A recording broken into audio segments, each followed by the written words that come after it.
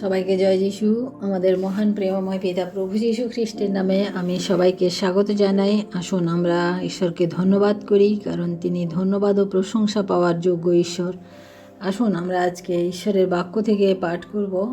আমি আজকে পাঠ করি লূক লিখিত সুসমাচার তার 7 অধ্যায় 36 থেকে 50 পদ পর্যন্ত। এখানে আমরা দেখি যে এক অনুতাপিনী স্ত্রীর প্রতি যিশুর দয়া, এই কথাটি আছে। কিন্তু আমরা এইখান থেকে, এই অনুতাপিনী স্ত্রীর জীবন থেকে আমরা কিভাবে আরাধনা বা উপাসনা ঈশ্বরের কাছে করতে হয়, সেটা আমরা আজকে এখান থেকে শিক্ষা লাভ করব। আমরা এখানে 36 থেকে 50 পদ, এখানে অনেক বড় বাইবেল ভার্স, কিন্তু আমি আপনাদেরকে ঘটনাটা আমি বলছি। আমরা এখানে দেখি যে একদিন প্রভু যিশুকে ফরিসিদের মধ্যে একজন ফরিসির বাড়িতে প্রভু যিশুকে নিমন্ত্রণ করা হয়েছিল, এবং সেখানে একজন পাপিষ্ঠা স্ত্রী, নগরের এক পাপিষ্ঠা স্ত্রী সেই বাড়িতে এসেছিলেন, এবং প্রভু যিশুর কাছে তিনি এসে প্রভু যিশুর পায়ের তলায় বসে তিনি রোদন করছিলেন, এবং তার চুল দিয়ে তার পা মুছিয়ে দিচ্ছিলেন, রোদন করছিলেন। সেই চোখের জলে তার পা ধুইয়ে দিচ্ছিলেন, এবং তার চুল দিয়ে তার প্রভু যিশুর পা ধুইয়ে দিচ্ছিলেন, এবং তার কাছে বহুমূল্য আতর ছিল, সেই আতর তিনি তার পায়ে ছড়িয়ে দিয়েছিলেন। এই ঘটনা দেখে যার বাড়িতে প্রভু যিশু গেছিলেন নিমন্ত্রণ খেতে, সেখানে প্রভু যিশুকে সেই সিমন ফরিসি, অর্থাৎ সেই ফরিসির নাম ছিল সিমন, তিনি মনে মনে বললেন যে প্রভু যিশু যদি জানতেন যে এই স্ত্রীলোকটিকে, তাহলে তিনি বুঝতে পারতেন। এই ধরনের কিছু তার মনে মনে পরিকল্পনা চলছিল। তখন প্রভু যিশু বুঝতে পেরে তাকে বললেন যে সিমন, আমি তোমাকে একটা প্রশ্ন জিজ্ঞাসা করি। যে তখন তিনি বলেন, হে গুরু, তুমি কি বলো? তখন প্রভু যিশু বললেন যে একজন মহাজনের 2জন ঋণী ছিল, তার মধ্যে একজন 500 সিকি ধার্ত আর একজন 50 সিকি ধারিত।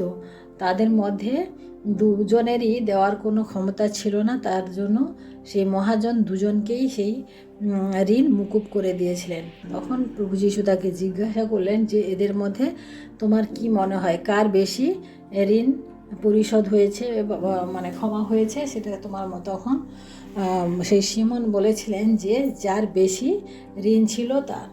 তখন প্রভু যিশু তাকে বললেন যে হ্যাঁ, এই স্ত্রীলোকও সে জানতো যে সে অনেক জীবনে অনেক পাপ করেছে, অনেক পাপের সে ক্ষমা পেয়েছে, তার জন্য সে আজকে এখানে এসে আমার পা ধুইয়ে দিচ্ছে বা এই কাজ করছে। এর জন্য করছে যেটা তোমার করার কথা ছিল, যেটা তুমি করনি, সেটা করছে। আমি তোমার ঘরে এসেছি, তুমি আমার পা ধোয়ার জলও দাওনি, আমাকে চুম্বনও তুমি করনি, কিন্তু করেছে। তখন এই ঘটনা হচ্ছে এটাই। তারপরে দেখি যে সেই স্ত্রীলোকটি তারপরে চলে গেল, এবং শান্তিতে প্রভু যিশু বলল, তোমার সমস্ত পাপ ক্ষমা হয়েছে, তুমি যাও, শান্তিতে বসবাস করো। আমরা এই ঘটনাটা দেখি। এই ঘটনা থেকে আমরা যেটা দেখলাম যে প্রভু যিশুর কাছে ওই স্ত্রীলোক, যে পাপিষ্ঠা স্ত্রীলোক, তার যে কি বলবো, তার যে আরাধনা বা উপাসনা করার যে পদ্ধতি, বা তার যে জীবনের থেকে আমরা এটাই শিক্ষা পাই যে ঈশ্বরের কাছে আমরা যখন আরাধনা বা উপাসনা করি, তা কিভাবে করি। আমরা প্রত্যেকে ঈশ্বরের আরাধনা উপাসনা করি, আমরা অনেক গান করি, আমরা চার্চে যাই, আমরা বাইবেল পাঠ করি, আমরা প্রার্থনা করি, আমরা সমস্ত কিছুই করি, এটা করা উচিত বা আমরা করি। কিন্তু এই যে স্ত্রীলোকের জীবন থেকে আমরা দেখলাম যে সে কিভাবে আরাধনা বা উপাসনা করলো। সে প্রথমত সে প্রভু যিশুকে জানতো, সে কার কাছে যাচ্ছে সেটা সে জানতো, কারণ এই প্রভু যিশুর যে গুণ বা প্রভু যিশুর যে চরিত্র, সেটা তার জানা ছিল। তার জন্য সে নির্দ্বিধায় প্রভু যিশুর কাছে চলে যেতে পেরেছে। অর্থাৎ আমরা যখন আরাধনা বা উপাসনা করি ঈশ্বরের, আমাদেরকে জানতে হবে যে আমরা কার আরাধনা বা উপাসনা করছি। আমরা যে ঈশ্বরের আরাধনা বা উপাসনা করি, সেই ঈশ্বর মানে কীরকম বা কেমন আমরা জানি না। আমাদের ঈশ্বর সর্বশক্তিমান ঈশ্বর, তিনি এই স্বর্গ মর্ত পৃথিবী সমস্ত কিছুর সৃষ্টিকর্তা। সেই ঈশ্বরের, সেই সৃষ্টিকর্তার আরাধনা আমরা করি। সেই ঈশ্বরকে আমাদেরকে জানতে হবে যে আমরা কার, আমরা এই ঈশ্বরের দৃষ্টিতে আমরা কত নগণ্য, না কত নগণ্য, তাও আমাদেরকে ঈশ্বর প্রেম করেন। এই কথাটা আমাদেরকে জানতে হবে, তারপরে আমাদেরকে আরাধনা করতে হবে। আমরা যতক্ষণ না জানবো যে ঈশ্বর আমাদেরকে প্রেম করেন বা সে ঈশ্বরকে, ততক্ষণ আমরা ঠিক করে আরাধনা করতে পারবো না। কারণ ঈশ্বরের কাছে আমাদের অস্তিত্ব একেবারে ছোট্ট একটা পিঁপড়ের মতো, না? কারণ এত বিশাল ব্রহ্মাণ্ডে তার মধ্যে আমাদের অস্তিত্ব, অথচ আমরা এটা জানি যে আমাদেরকে ঈশ্বর প্রেম করেন, আমাদেরকে ঈশ্বর তার নাম, আমাদের নাম ধরে চেনেন। তাই আমাদেরকে জানতে হবে যে আমাদের ঈশ্বর কত মহান। আমাদের আরাধনা করার আগে এটা জানতে হবে বা উপাসনা করার আগে এটা জানতে হবে। দ্বিতীয়ত আমরা দেখি যে আমরা এই মহিলার, মানে এই পাপিষ্ঠা স্ত্রীর থেকে আমরা এই জিনিসটা দেখি যে পাপিষ্ঠা স্ত্রী যখন ঈশ্বরের, মানে প্রভু যিশুর কাছে এসেছিল, সে কি নিয়ে এসেছিল? আমরা দেখি সে কিন্তু যখন প্রভু যিশুর চরণতলায় বসলো, সে কিন্তু তার গয়না খুলে দেয়নি বা তার প্রভু যিশুর জন্য অনেক মূল্যবান কিছু নিয়ে আসেনি। সে কি নিয়ে এসেছিল? তার ভগ্ন হৃদয়, তার ভগ্ন হৃদয় নিয়ে এসেছিল, তার অশ্রু নিয়ে এসেছিল, চোখের জল নিয়ে এসেছিল এবং তার চুল এবং আতর।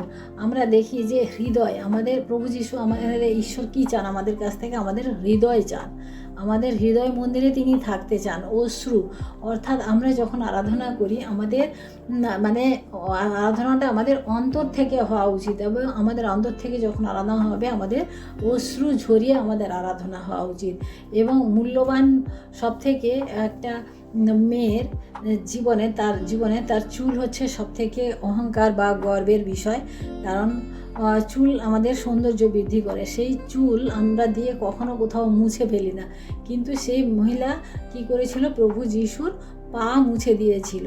এবং সবথেকে মূল্যবান যে আতর অনেক বহুমূল্য ছিল, সেই সময় রাজারা ব্যবহার করতো, সেই আতর দিয়ে প্রভু যিশুর চরণে সে দিয়েছিল। অর্থাৎ সেই মহিলা প্রভু যিশুর কাছে কিন্তু অন্য কিছু নিয়ে আসেনি, কিন্তু সে এই সমস্ত জিনিস নিয়ে এসেছিল যা তার জীবনে তার কাছে সবথেকে মূল্যবান। অর্থাৎ আমরাও যখন আরাধনা করব, আমাদের হৃদয় থেকে, আমাদের অন্তর থেকে, আমাদের চোখের জলে আমাদের আরাধনা করা উচিত। আমরা তৃতীয়ত দেখি আরাধনার সময় আমরা, মানে এই মহিলার থেকে আমরা কি দেখি যে সে মহিলা জানতো যে এই গৃহে, অর্থাৎ যে ফরিসি প্রভু যিশুকে নেমন্তন্ন করেছিল, কিন্তু সে মহিলাকে নেমন্তন্ন করেনি আর কখনো করতেও না, কিন্তু সেই মহিলা সেখানে চলে গেছে। সে মহিলা জানতো যে এখানে গেলে আমাকে অনেকে হয়তো অপমান করবে, আমাকে হয়তো ঢুকতে দেবে না, আমাকে বিতাড়িত করবে, তার সত্ত্বেও সে কিন্তু সেখানে চলে গেছে। কারণ সে জানতো যে সে কাকে খুশি করবে। সে ঈশ্বরকে, অর্থাৎ প্রভু যিশুকে তার খুশি করার দরকার ছিল, তার কাছে তার নিজের জীবনকে সেখানে সমর্পণ করার দরকার ছিল। সেই জন্য সে কোনো দিকে কোনো ধ্যান না দিয়ে সে চলে গেছে। অর্থাৎ আমরা যখন ঈশ্বরের আরাধনা বা উপাসনা করব, আমরা দেখব না যে আমাদের পাশের লোক কী বললো বা পাশের লোক কী বলবে, সেই রকম হিসেবে আমাদের আরাধনা যেন না হয়।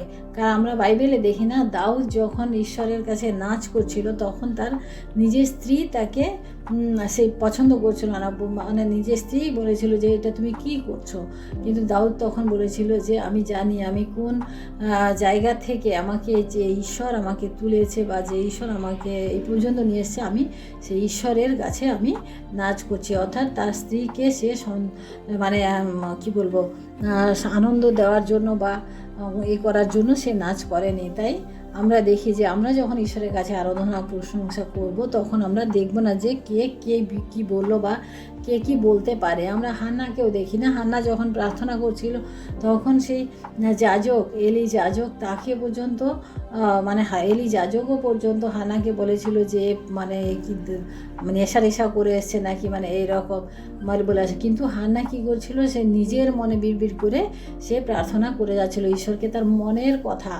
মনের কথা সে খুলে বলছিল। সে কে কী বললো, কে কী করলো, সে কিছু দেখে না। আমরা মার্থা ও মরিয়মের ক্ষেত্রেও সে একই জিনিস জিনিস দেখি যে মরিয়ম যখন প্রভু যিশুর চরণতলায় বসেছিল তখন মার্থা অনেক বকবক করছিল না, অনেক মানে সে যে অনেক পরিশ্রম করছে বলে সে অনেক বকবক করছিল, কিন্তু মরিয়ম কোনো দিকে কোনো ধ্যান না দিয়ে সে প্রভু যিশুর চরণে বসেছিল। অর্থাৎ আমাদের যখন আরাধনা আমরা করব, আমরা যখন উপাসনা ঈশ্বরের করব, তখন যেন আমাদের এই সমস্ত বিষয় আমরা না জানি যে অন্যরা কে কী বলবে। আমরা চতুর্থত দেখি যে এই মহিলা কি মানে সম্পূর্ণ প্রেমপূর্ণভাবে, অর্থাৎ সে তার সমস্ত হৃদয় দিয়ে সমস্ত মন দিয়ে সে ঈশ্বরের কাছে নিজেকে সমর্পিত করেছিল। সে জানতো যে তাকে হয়তো সেখান থেকে কেউ তাড়িয়ে দেবে, বের করে দিবে, কিন্তু সে তার সমস্ত হৃদয় দিয়ে সে ঈশ্বরের কাছে তার আরাধনা সে করেছিল। আমরা আরও দেখি যে সে মহিলা হয়তো ভাবতো, আমরা মানে তারপরে পয়েন্টে আমরা দেখি যে সে মহিলা হয়তো চিন্তা করতো যে না, সবাই বেরিয়ে যাক, তারপরে আমি প্রভু যিশুর সেবাটা আমি করব। কিন্তু সে সেই সময় করেছে যে সময় সে মনে করেছে। অর্থাৎ আমরা যখন ঈশ্বরের কাছে আমরা আসি বা ঈশ্বরের বাক্য পাঠের জন্য আমাদের অনেক সময় আমরা করি না, তারপরে হঠাৎ করে হয়তো মনে হয় যে না, আমি কাল থেকে ঠিক আমি প্রতিদিন বাইবেল পাঠ করব, প্রতিদিন পাঠ করব। কিন্তু প্রিয় ভাই বোন, না, সেরকম না। আমাদের যখনই মনে হবে, যেই মুহূর্ত মনে হবে, সেই মুহূর্ত থেকে আমরা যেন ঈশ্বরের আরাধনা বা উপাসনা আমরা শুরু করি। কারণ আজ করব না, কাল থেকে করব, এই করতে করতে আমাদের জীবনে অনেক সময় চলে যায়। যেরকম সে মহিলা, সে কিন্তু একেবারে এক মুহূর্ত দেরি করেনি। সে কিন্তু তার জীবনের যেই সময় সে মনে করেছে এবং সে জানতে পেরেছে যে প্রভু যিশুই সে আসল মানে একমাত্র ঈশ্বর, তখন থেকে সে আরাধনা শুরু করেছে বা সেবা শুরু করেছে। অর্থাৎ আমাদের জীবনেও আমরা যখন আরাধনা বা আমরা ঈশ্বরের গৌরব করব, আমাদের সময় একেবারে নষ্ট করা উচিত না। আমরা প্রতিদিন আমাদের ঈশ্বরের সাথে আমাদের যে সম্পর্ক, যে কানেকশান, সেটা কিন্তু আমাদের রাখতে হবে। তাই আমরা আজকে যে শিক্ষা করলাম যে আমরা কিভাবে ঈশ্বরের আরাধনা করা বা মানে উপাসনা করা উচিত, সে আমরা এই মহিলার জীবন থেকে আমরা এই শিক্ষা পেলাম। তাই আসুন আমরা আজকে প্রার্থনা করি এবং ঈশ্বরকে ধন্যবাদ দিই।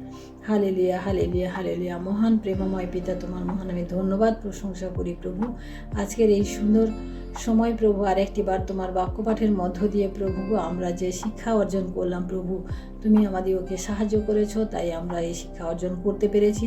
তাই তোমায় ধন্যবাদ দিই পিতা, তোমায় ধন্যবাদ করি প্রভু, তোমার অশেষ কৃপার কারণে প্রভু আজকের এই সময় প্রভু আমরা তোমার সম্মুখে প্রভু।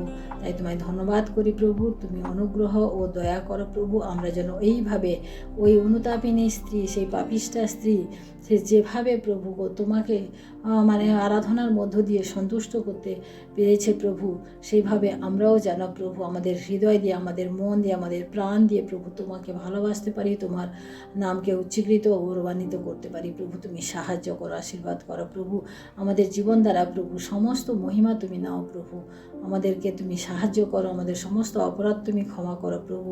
এবং প্রভু তোমার কাছে আজকের এই রাত্রির ভার প্রভু তোমার হস্তে রাখি প্রভু, তুমি আমাদের প্রত্যেককে সাহায্য করো, আশীর্বাদ করো এবং প্রত্যেকের জীবনে তুমি কাজ করো। ধন্যবাদ, মহিমা, গৌরব, প্রশংসা তোমাকে দিয়ে এই বিনতি প্রার্থনা চাই আমাদের মুক্তিদাতা ত্রাণকর্তা প্রভু যীশু খ্রিস্ট তোমারই নামে, আমেন। সবাইকে জয় যিশু, সবাই ভালো থাকবেন, সুস্থ থাকবেন। আজকের রাত্রি সবার শুভ হোক। জয় যিশু।